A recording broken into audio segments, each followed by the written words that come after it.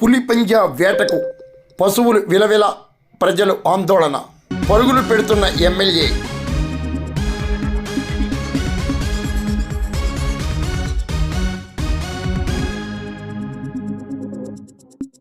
తూర్పుగోదావరి జిల్లా రాజమండ్రి, రాజానగరం ప్రాంతాల్లో పులిపంజా వేటకు పశువులు, ప్రజలు అల్లాడిపోతున్నారు. పులిని బంధించేందుకు రాజానగరం ఎమ్మెల్యే బొత్తుల బలరామకృష్ణ అధికారులతో కలిసి పులి వేటకు పరుగులు పెడుతున్నారు. తగ్గేదేలే అన్నట్లుగా అక్కడ ఇక్కడ సంచరిస్తూ పెద్ద పులి హల్చల్ సృష్టిస్తోంది. ప్రతినిత్యం పశువులపై దాడులు సాగిస్తూనే ఉంది. పులిపంజా ధాటికి ఆవులు, గేదెలు, దూడలు బలవుతూనే ఉన్నాయి. జిల్లా యంత్రాంగం మొత్తం, అటవీశాఖ అధికారులు, ఇతర ఉన్నతాధికారులతో కలిసి ఎమ్మెల్యే బలరామకృష్ణుడు రాత్రి పగలు అనే తేడా లేకుండా పులి వేటను కొనసాగిస్తున్నారు.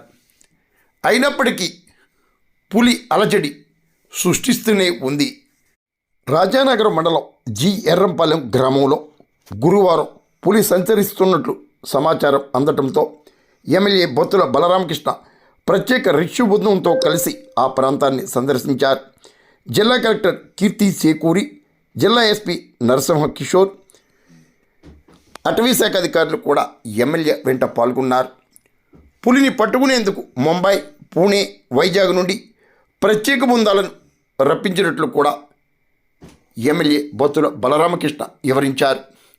రైతులు, ప్రజలు పులిని బంధించేందు వరకు సహకరించాలని, ప్రతినిత్యం అప్రమత్తంగా ఉండాలని ఎమ్మెల్యే బలరామకృష్ణుడు కోరారు.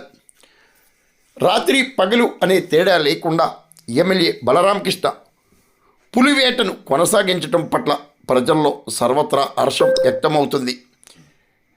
పులి కోసం అధికారులు నిరంతరం శ్రమిస్తున్నట్లు కూడా ఎమ్మెల్యే బలరామకృష్ణుడు తెలిపారు.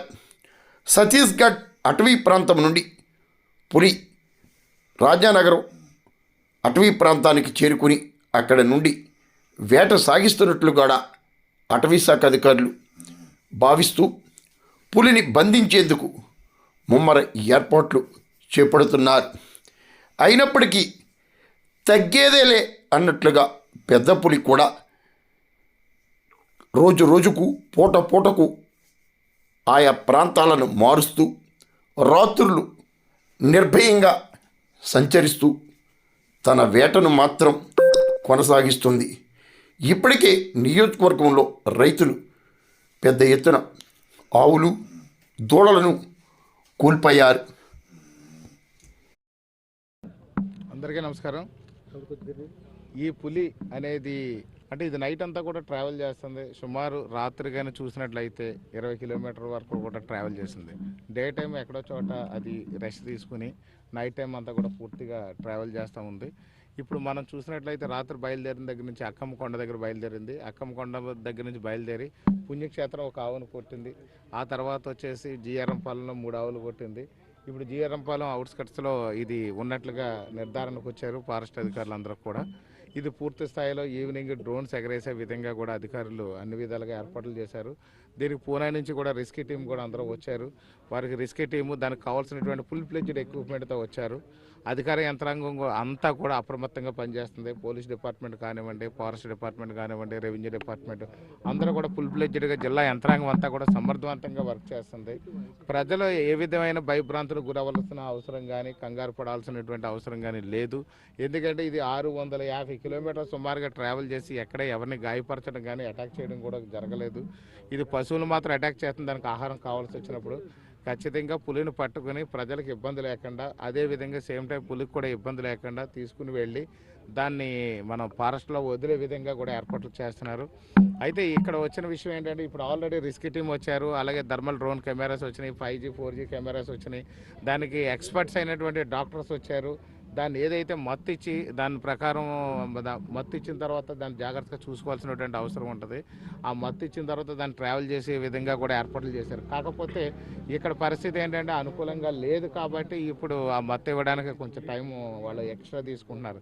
నిజానికి ఇప్పుడు పూర్తిగా పరిశీలించి ఇక్కడ అధికారులు అందరితో మాట్లాడిన విషయాలు నాకు అర్థమైంది ఏంటంటే ప్రస్తుతం ఇక్కడ ఇప్పుడున్న అది పులి ఉన్న లొకేషన్లో మత్తు ఇవ్వడానికి అనుకూలంగా లేదు. మత్తు ఒకసారి ఇంజెక్షన్ షూట్ చేసిన తర్వాత దానికి మత్తు తగిలిన తర్వాత కూడా ఒక హాఫ్ అన్ అవర్ వరకు కూడా అది కొంచెం కంగారు పడి రకరకాలుగా ఇరిటేషన్తో పరిగెడతా ఉండొచ్చు, లేకపోతే అటాక్ చేయొచ్చు. పబ్లిక్ని అటాక్ చేస్తుందేమో అనే భయం కూడా మాలో ఉంది. రెండోది అది దానికి ఏదైనా హాని జరుగుద్దేమో ఒకవేళ పెద్ద పులికి. ఇది అరుదైనటువంటి జాతికి చెందినటువంటి పెద్ద పులి కాబట్టి ఇది ప్రధానమంత్రి గారి కార్యాలయం మానిటరింగ్ చేస్తుంది, పవన్ కళ్యాణ్ గారు మానిటరింగ్ చేస్తున్నారు, మొత్తం రాష్ట్ర ప్రభుత్వం కేంద్ర ప్రభుత్వాలు మానిటరింగ్ చేస్తున్నాయి. ఇది ఏదైనా ఇంజక్షన్ ఇచ్చిన తర్వాత ఆ ఇరిటేషన్లో ఇది ఏదైనా రోడ్డు మీదకి వెళ్ళి దేనికైనా యాక్సిడెంట్ అవుద్దా, లేకపోతే ఏదైనా వాటర్ బాడీలో ఏదైనా పడిపోద్దా, లేకపోతే ఏదైనా ట్యాంకులో కానీ లేకపోతే ఏదైనా వాటర్ చెరువులో కానీ పడిపోయింది అంటే దాని ప్రాణానికి కూడా ప్రమాదం ఉంది. కాబట్టి అది విలువైన అరుదైన జాతి కాబట్టి ఆ అరుదైన జాతి పులిల్ని మనం కాపాడుకోవాల్సిన బాధ్యత ఉంది. కాబట్టి ఆచితూచి ఆ అధికారులు అడుగులు వేస్తున్నారు. అంతే. ఇప్పుడు పూణే టీము మార్నింగే వచ్చారు. ఈరోజు 11:30 కల్లా పూణే టీం వచ్చారు. ఇప్పుడు పూణే వెహికల్స్ కూడా ఇక్కడే ఉన్నాయి. మీరు ఒకసారి వాటిని కూడా చూడొచ్చు. రెండిట్లోనే నిజం ఉంది. ఇటు అధికారుల మాటలోనే నిజం ఉంది, ఇప్పుడు మీరు అడుగుతున్న ప్రశ్నలోనే నిజం ఉంది. ఒకటి ఏంటంటే ప్రజలు కొంతమంది యూత్ అంతా కూడా అది చూడడానికి ఉంటుందేమో అని చెప్పేసి అది వాళ్ళు తొందరపడి అక్కడికి వెళ్ళిపోతున్నారు. ఈ పులికి ఉన్నటువంటి వాళ్ళు చెప్తున్నది ఏంటంటే వాళ్ళ ఎక్స్పర్ట్స్ ఏదైతే డాక్టర్స్ ఉంటారో ఈ యానిమల్ హస్బెండరీకి సంబంధించిన వాళ్ళు కానివ్వండి, ఈ యానిమల్ హస్బెండరీ డాక్టర్స్ కానివ్వండి, వీళ్ళందరూ ఏం చెప్తున్నారు అని అంటే పులికి ఒక మనిషికి ఉన్న స్మెల్ పసిగట్టే గుణానికంటే కూడా 200 రెట్లు ఎక్కువ గుణం ఉంటుంది. కాబట్టి దూరంగా డిస్టెన్స్ మనుషులు ఎవరు కనిపించినా సరే పులి దాని దారి మార్చుకుని మనుషుల స్మెల్లోనే అది కనిపెట్టి దూరంగా వెళ్ళిపోవటం జరుగుతుంది.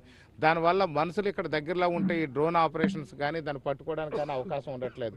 మన ప్రజలు 2 రకాలు, ఒకటి భయంతో, 2 సరదాగా చూద్దామనే ఉద్దేశంతోనే వీళ్ళు వెళ్తున్నారు కాబట్టి ఇబ్బంది పడుతున్నారు.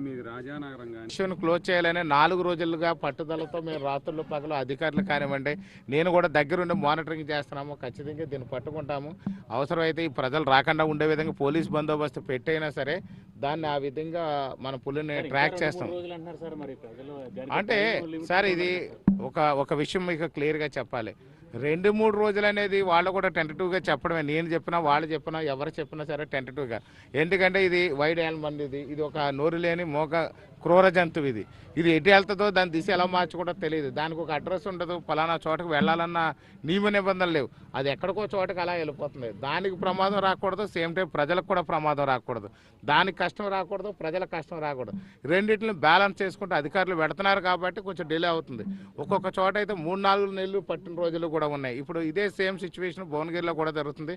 మీడియా మిత్రులందరికీ కూడా తెలుసు, మీడియా సోదరులు అందరూ కూడా అక్కడ కూడా కవర్ చేస్తారు కాబట్టి అక్కడ కూడా రెస్క్యూ టీం నడుస్తుంది.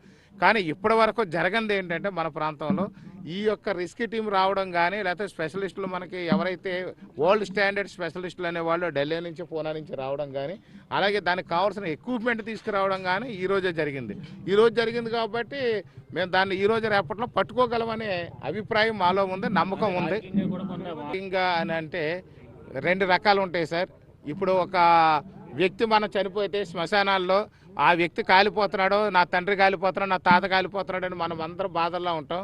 కాటి కాపర్ వచ్చి అటు చుట్టకు అగ్గంటించుకుంటాడు. అలాగేంటంటే ఖాళీగా ఉన్నవాడు ఏదో మాట్లాడతాడు, అలాంటి విషయాలు పట్టించుకోకూడదు. మా పనిలో మేము ఉన్నాం, ప్రజల పట్ల బాధ్యతతో కూడినటువంటి సర్వీస్ని ఈ ప్రభుత్వ యంత్రాంగం చేస్తుంది.